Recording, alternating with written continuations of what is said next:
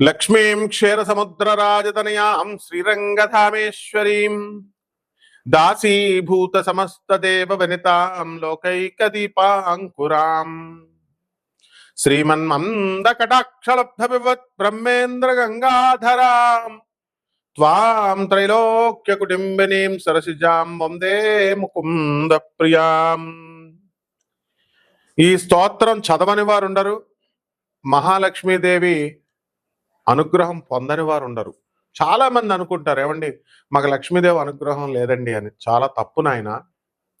సరస్వతీదేవి అనుగ్రహము అయినా రావచ్చేమో, పార్వతీదేవి అనుగ్రహం అయినా రావచ్చేమో, కానీ కొంచెం టైం పట్టచ్చేమో, కానీ వాళ్ళిద్దరికీ అనుగ్రహం రావడానికి.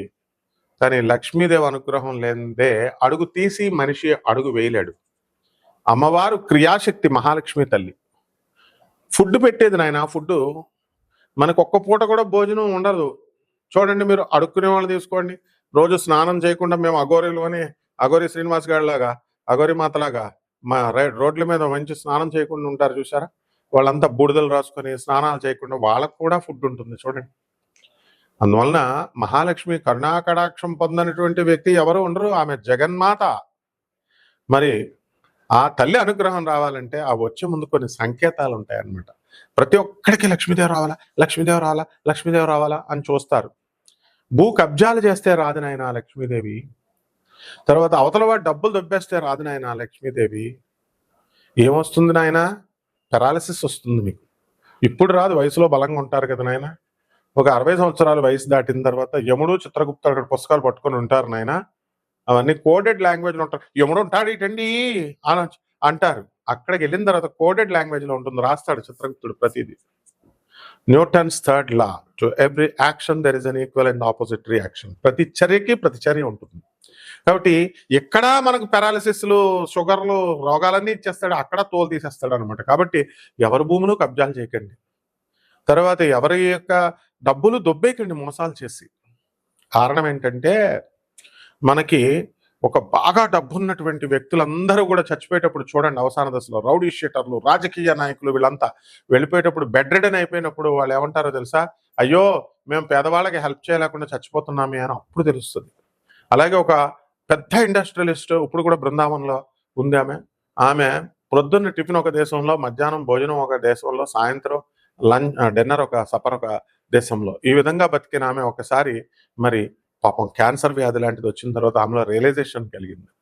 అరే మనం చచ్చిపోయేటప్పుడు ఏం పట్టుకెళ్ళమని అర్థమైపోయి వెంటనే ఆమె ఇది తగ్గిన తర్వాత క్యాన్సర్ వెంటనే సన్యాసం తీసేసుకొని ఆశ్రమంలో ఉంది. మనందరం సన్యాసాలు తీసుకోవాల్సిన అవసరం లేదు, ధర్మంగా నడిస్తే చాలు. అందువలన మహాలక్ష్మి తల్లి వచ్చే ముందు కొన్ని నిదర్శనాలు ఉంటాయి. మీరు రోజు దాన ధర్మాలు చేయండి, లక్ష్మీదేవి రాకపోతే నేను రప్పిస్తా మీ ఇంటికి. I will demand her. శంకరాచార్యులకు ఉన్నప్పుడు శంకరాచార్య శిష్యుల్ని నేను 36వ పీఠాధిపతి అయినటువంటి భారతీ తీర్థస్వాములు మా గురుదేవులు దక్షిణాంనాయ పీఠం 37 మా గురువుగారు అబ్బాయి విధుశేఖరేంద్ర సరస్వతి. కమాన్, మరి మీ గురువులా చెప్పండి. అయితే జగద్గురువు అయినటువంటి ఆదిశంకరాచార్యులు వారు అలా యొక్క ఉసిరికాయల్ని కురిపించారు, బంగారపు ఉసిరికాయల్ని. మరి ఆ లీనియేజ్ లో ఉన్నటువంటి వాళ్ళమ్మ తప్పకుండా మరి మా గురుగారు పిలిస్తేనే వస్తే మా భారతీయ తీర్థస్వామి వారు ఇలా అడగాల, పిలవగానే దందం ధన్మని వచ్చేస్తాయి. మా గురువు గారు మరి ధర్మంగా నడుచుకోమని చెప్తారు ఎప్పుడు చెప్పినా, ఎక్కడ ఏ ఉపన్యాసమైనా. అందువలన లక్ష్మీదేవి వచ్చే ముందు కొన్ని సూచనలు ఏంటో తెలుసా? మీరు సాంబ్రాణి కాకుండా గుగ్గుళం వేస్తాం, ఈ గుగ్గుళం వాసన వస్తుంది, సాంబ్రాణి వాసన గుమగుమలాడుతుంది.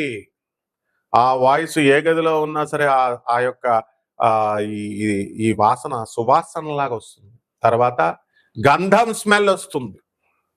మీరు జాగ్రత్తగా వెళ్ళి మనకి లహరి మహాశయుడు, పరమహంస యోగానందుల వారు, స్వామి వివేకానందుల వారు ఇలాంటి మహాత్ములు రోడ్డుపైన వెళుతుంటే తామర పుష్పాల వాసన, గంధాల వాసన, పిఆర్ సర్కార్ మా గురుదేవులైనటువంటి ఆనంద మార్గ ఆశ్రమం అధిపతి పిఆర్ సర్కార్ మా గురువుగారులు వెళ్తుంటే అక్కడి నుంచి ఏంటి సాంబ్రాణి వాసన వస్తుందేంటి, ఏంటి గంధం వాసన వస్తుందేంటి, ఏంటి సువాసన వాసన వస్తుందండి. నేను చిన్నప్పుడు వెళ్ళి అని పిలిచేవాడిని.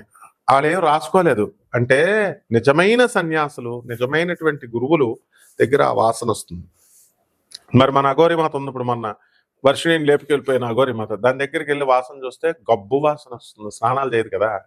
అంటే ఇప్పుడు ఉన్నటువంటి దొంగ స్వామీజీలు, దొంగ బాబాలు, దొంగ గురువుల దగ్గరికి వెళ్తే గబ్బు వాసన వస్తుంది అనమాట. అదే తేడా తీసుకోండి. తర్వాత చక్కగా మహాలక్ష్మి తల్లి గల్లు గల్లుమని సౌండ్ వినబడతా ఉంటది, గజ్జల సౌండ్. చాలా మంది అడుగుతారు, గురుగారు మా ఇంట్లో గజ్జల సౌండ్ వస్తుందని. వచ్చేస్తుంది అంతే, లక్ష్మీదేవి ఉంది చూసుకో. ఏమండి నన్ను తీసుకోండి, నన్ను తీసుకోండి, నన్ను తీసుకోండి అని అడుగుతుందని రోజు కల్లోకి వస్తుందండి అంటారు. నిజమది. It is not an hallucination, it is not, ఇదే ఒక కన్ఫ్యూజన్ కాదు, అది నిజమైనటువంటి మహాలక్ష్మి సింబల్. అందువలన ఒక గదిలో గల్ గల్ గల్ గల్ అని అంటూ ఉంటుంది. ఒకసారి ఒక శ్రీధర్ మాధవ్ అని ఒక దంపతులు ఉన్నారు. శివకుమార్ అని బంజారా హిల్స్ లో ఉంటాడు మా శిష్యుడు.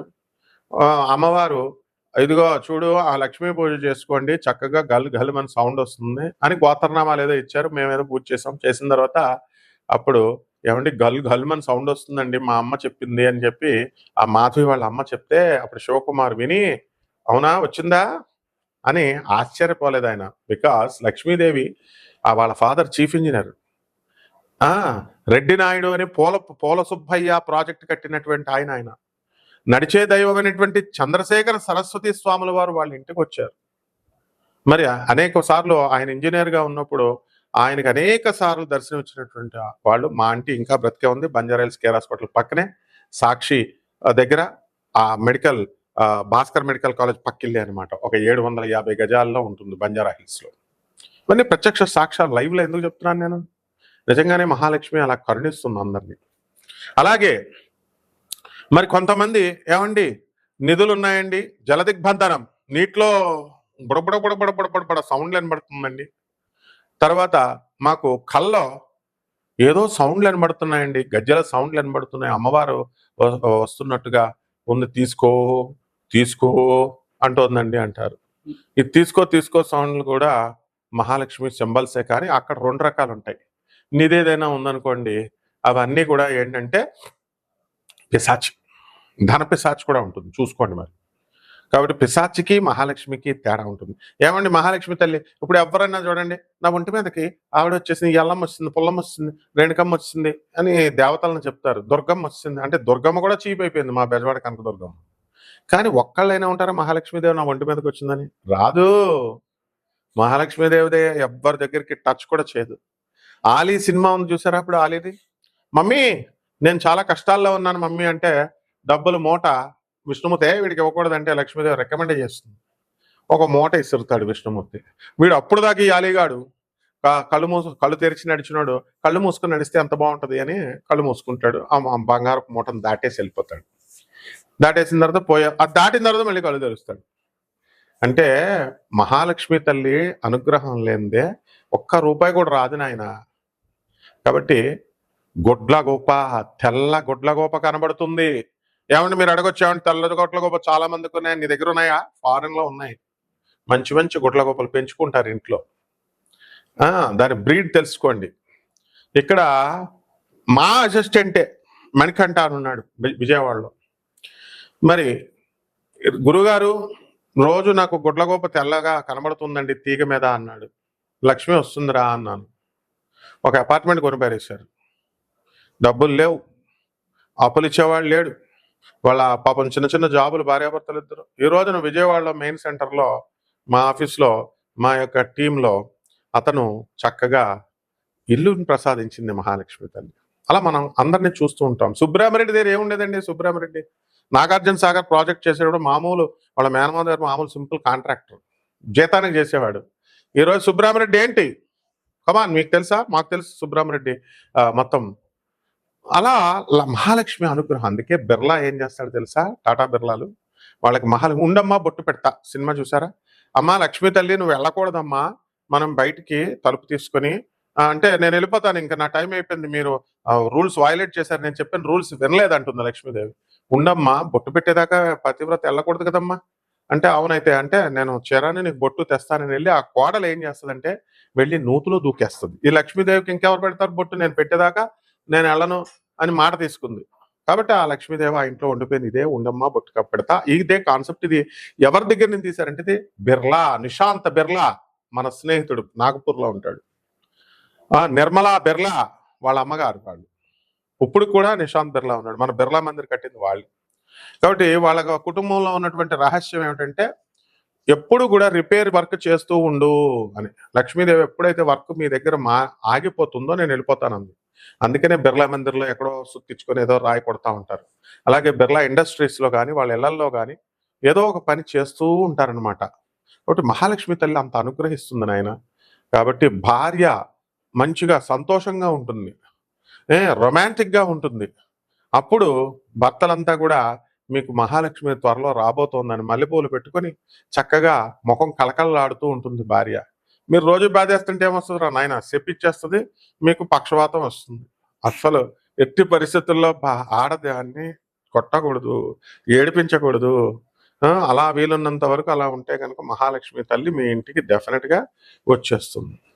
ఇకపోతే కుంకుమ స్మెల్ వస్తుంది. ఈ పూనకాలోళ్ళు చెప్పే ఆ బ్యాచ్లు చెప్పే సింబల్స్కి వెనకండి ఆయన. వాళ్ళు ఏకంగా మేము అమ్మవారు మా ఒంటి మీదకి వచ్చేస్తున్నాం, అమ్మవారు మా చుట్టాలు అది ఇది అని చెప్తారు.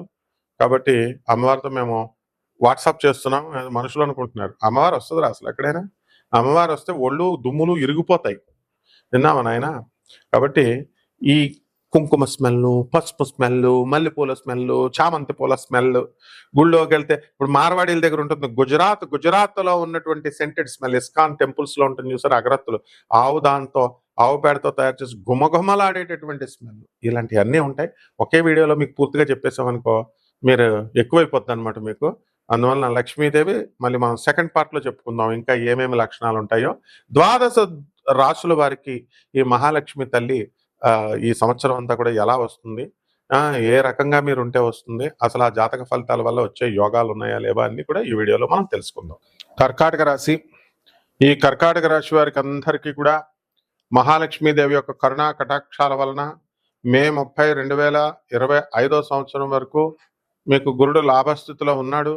కాబట్టి ధన ఆదాయము, ధన రాబడి పెరుగుతుంది. వృత్తి వ్యాపార ఉద్యోగ విషయాల్లో మీరంతా కూడా ధనాన్ని బాగా సంపాదిస్తారు. అలాగే వివాహం కానటువంటి వాళ్ళందరికీ కూడా వివాహాలు అవుతాయి మహాలక్ష్మి కటాక్షం వలన. మరి ఈ యొక్క అప్పుల బాధలతో ఉన్నటువంటి వాళ్ళన్నీ కూడా అప్పులు తీర్చేయడం జరుగుతుంది. మరి ఈ విధంగా మీకు ఈ పిల్లల సంతానం లేనటువంటి వాళ్ళకు కూడా సంతానం కలగడానికి అవకాశాలు ఉన్నాయి. ఇకపోతే మార్చి 29, 2025 సంవత్సరం నుంచి అష్టమ శని భాగ్యస్థితిలోకి వెళ్ళిపోయాడు. కాబట్టి మీ పనులన్నీ కూడా ఇంతవరకు అవ్వకుండా ఉన్నటువంటి పనులన్నీ కూడా మీకు 1-2 సార్లు అవడం ఇలాంటివన్నీ కూడా జరుగుతాయి. ఇకపోతే అక్రమ సంబంధాల విషయంలో మగవాళ్ళు ఎన్నో మరి కొంతమంది ఉంటారు. అటువంటి వాళ్ళంతా కూడా ఇవన్నీ కూడా వెంటనే వదిలేసుకోవాలా.